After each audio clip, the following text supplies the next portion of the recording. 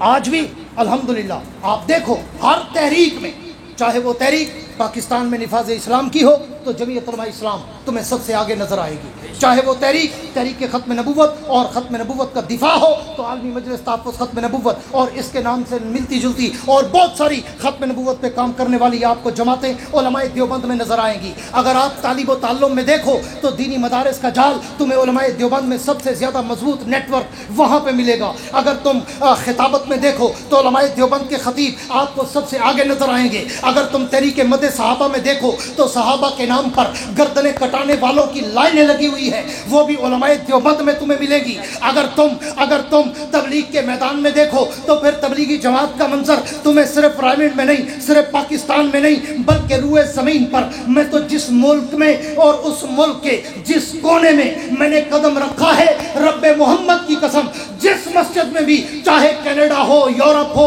England ہو، افریقہ ہو یا جس ملک میں گیا ہوں، جہاں بھی بیان کے لیے جاتا ہوں مجھے کونے میں تبلیغی جماعت کے بستر نظر آ جاتے ہیں۔